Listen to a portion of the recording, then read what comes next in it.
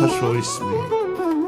यदि तुम्हारे पास बहुत सुंदर चाही हुई सब भोग सामग्री है तो क्या हुआ, बहुत पूरे विश्व में तुम्हारा यश फैल गया है तो क्या हुआ, बहुत धन एकत्रित कर लिया तो क्या हुआ, मरोगे तो है ही।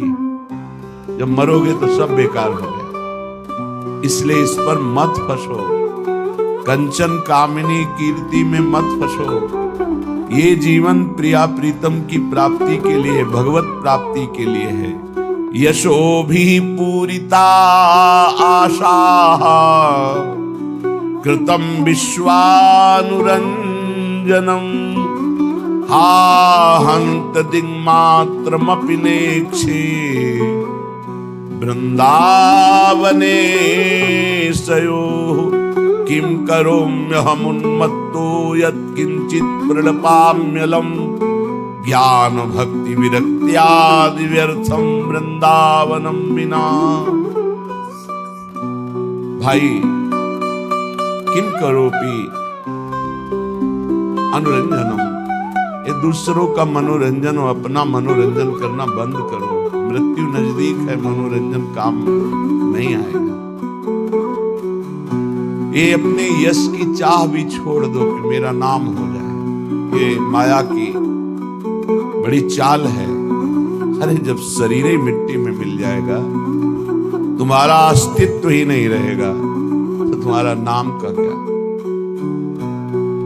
आचरण ठीक नहीं हुए तो वो नरक में होते हो, यहां लड्डू बचते हैं, वो नरक में होते हैं। यहां पिंडदान किया जाता है, यहां नाना प्रकार के मंगल बधावे उनके लिए गाए जाते हैं और वो दुख भोगते हैं। निज कृत कर्म भोग सुन भ्राता, अपने द्वारा किए हुए कर्मों का अवश्य भोग भोगना पड़ता है। अवश्य में भोक्तव्यम कृतम कर्म शुभाशुभम, पूरा जीवन लगा दिया, रुपया जमा करना, भोग भोगना, मनोरंजन करना, नाम कीर्ति हो जाए, बस इसके लिए प्राण समर्पित कर दिए और हाथ कुछ नहीं लगा। ये सब माया की चाल थी। इसलिए कह रहे दशों दिशाओं में तुम्हारा यश हो जाए,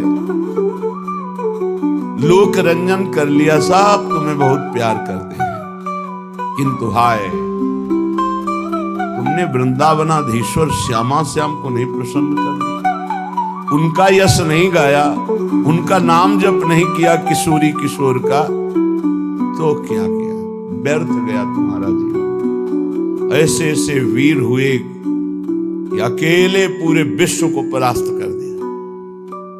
जब अर्जुन ने दशों दिशाओं पर विजय प्राप्त करके राजसूय यज्ञ का अनुष्ठान निश्चित किया तो कर्ण ने कहा कोई बड़ी बात नहीं है, ये सेना लेकर गया था, मैं अकेले जाऊंगा और जिन जिन को परास्त किया उनको सबको परास्त करके आऊंगा। ऐसा ही किया, अकेले वीर केवल धनुष के बल से पूरे विश्व को परास्त किया। भगवान सूर्य के अंश से प्रकट हुआ, अर्जुन के समस्त भाइयों में बड़ा भाई है, कुंती नंदन कर्ण है। कहां रहा, कहां रही इनकी वीरता, कहां रही, केवल गाथाएं इतिहास में, सत्ता ही खत्म। अगर भगवान की प्राप्ति नहीं हुई तो कुछ नहीं, बड़े बड़े वीर हो गए। जब बड़े बड़े दिक्पालों के सामने जाकर बाणासुर भुजा ठोकता तो चिंगार मारकर भाग पड़ते। हजार भुजाएं भगवान शिव का दिया हुआ वरदानी अपार बलशाली कहां गया। भगवान दत्तात्रेय जी का कृपा पात्र 88,000 वर्ष तक जवान रहकर विषयों का सेवन करने वाला शास्त्राबाहु अर्जुन, उसकी भी 1000 कहां गया। तुम्हारा क्या नाम होगा, तुम क्या दो भुजा है, कितनी चौड़ी छाती है, कितनी। तुम ऐसे तो नहीं हो कि पत्थर में मारो तो पत्थर चकनाचूर हो जाए, एक ईंटा कस के मार दे तो मर जाओगे। कितना बड़ा बल है, क्या यश कमा लोगे। थोड़ा प्रोटीन वोटीन खा के ऐसे तो वो किस काम में आएंगे। काम को परास्त कर पाओगे इससे, क्रोध को, लोभ को, मोह को, तो जाना तो नरक ही पड़ेगा। यमराज के सामने थोड़ी वह बाटी दिखाओगे। नाम जप करो, अगर भगवान नाम जप करते हुए शरीर स्वस्थ रखो, समाज की, राष्ट्र की सेवा करो तो धन्य है तुम्हारा शरीर पुष्ट होना। और केवल फोटो में वीडियो में आ गए, थोड़ा चार लोग वाह वाह कर दिए, न नाम जपा, न भगवान का आश्रय लिया, न जीवों पर दया की, राक्षस बन करके मांस खा के अपने मांस को बढ़ाकर फोटो खिंचवा लिए। वो फोटो भी नष्ट होगी और जो खिंचवाया वो शरीर भी नष्ट होगा, और जो पाप किए वो दुर्गति नरक में भोगनी पड़ेगी। अब इस अध्यात्म को, इस सत्य को सुनना कौन पसंद करेगा? होश में हो जाओ, अभी होश में। अंतिम निर्णय में, फाइनल में जब पहुंचोगे तो किसी काम के नहीं रहोगे। तुम्हारा क्या शरीर है, बता रहे हैं, जो जाकर भुजा ठोक देते थे तो लोग के लोग खाली हो जाते थे। उस रावण की खोपड़ी में पैर मारते थे बंदर, जैसे फुटबॉल पे मारते हैं। मंदोदरी देख कर कह रही थी, ओहो, प्रीतम समझाती थी कि ये सच्चिदानंद भगवान श्री राम है, भजन कर लो, इनका विरोध मत करो। लेकिन नहीं माने तो राम विमुख हाल तुम्हारा। ये तुम्हारा हाल जो हो रहा है ना, ये राम विमुख होने के कारण। राम विमुख असहाल तुम्हारा, रहा न को कुल रोवनिहारा। इसलिए हे भाई, यशोभी पूरिता आसाहा। जैसे कोई बंदर को पिंजड़े में बंद करके ले आवे, ऐसे बंदी बना के देवराज इंद्र को मेघनाथ ला के रावण की सभा के सामने पटक दिया। ऐसे बलवानों के द्वारा पूजित था रावण।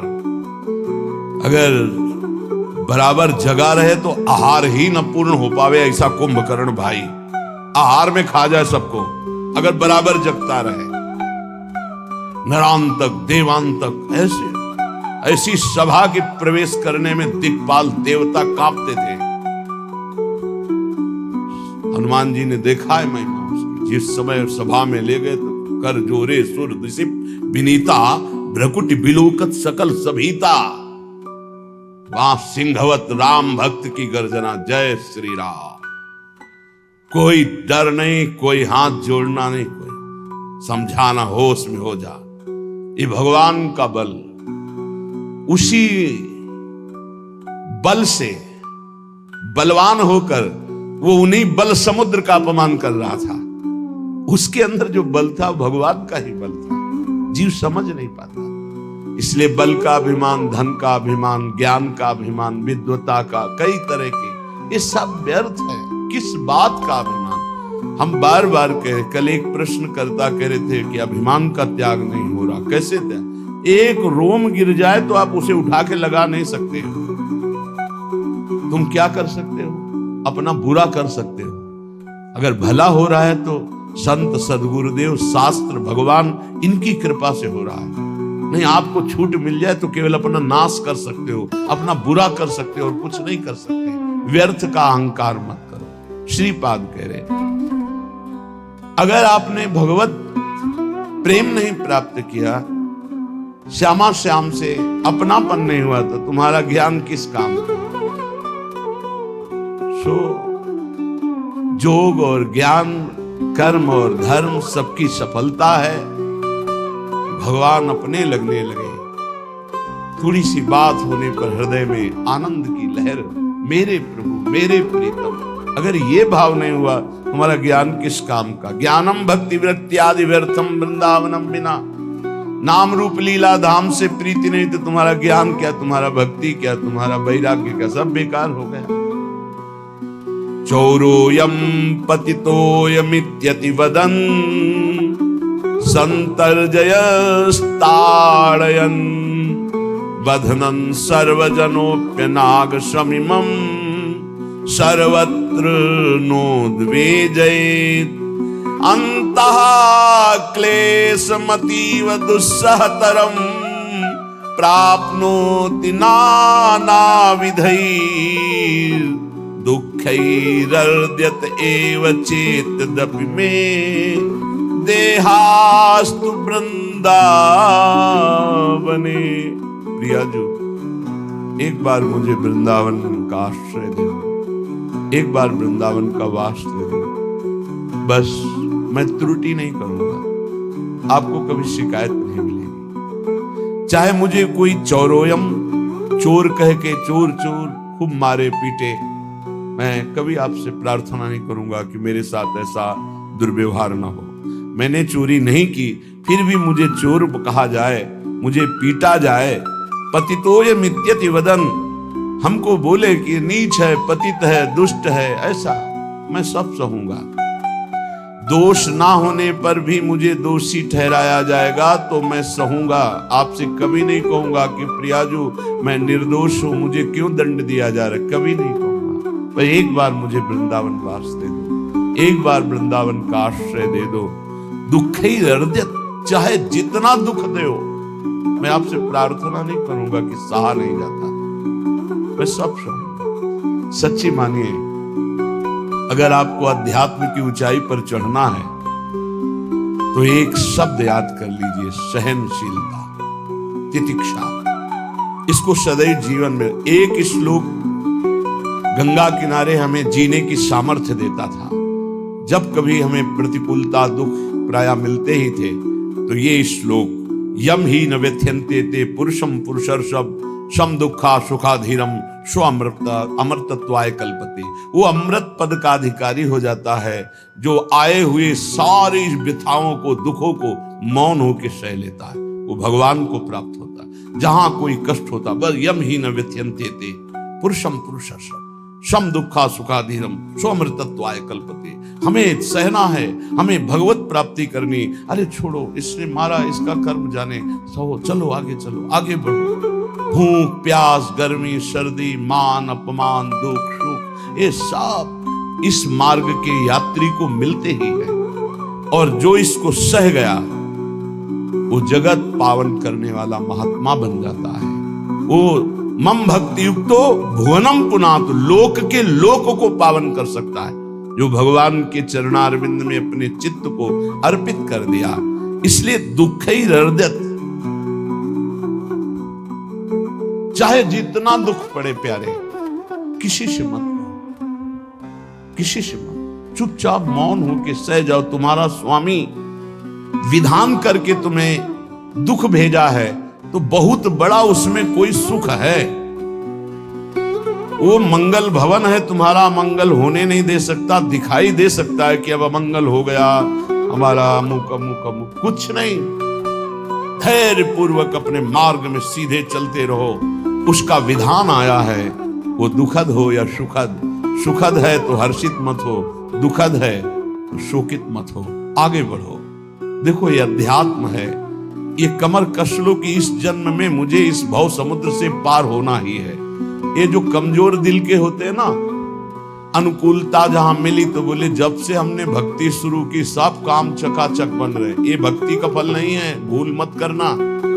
ये तुम्हारे सुकृत चल रहे हैं इसलिए है। और जिस दिन दुष्कृत का फल आएगा उस दिन भक्ति करते हुए भी कदम रखना मुश्किल हो जाएगा, पग पग पर तुम्हें दुख मिलेगा। इस सिद्धांत को समझ लीजिए तो कभी आप निराश नहीं होंगे, शूरवीर होकर आगे बढ़ते रहेंगे।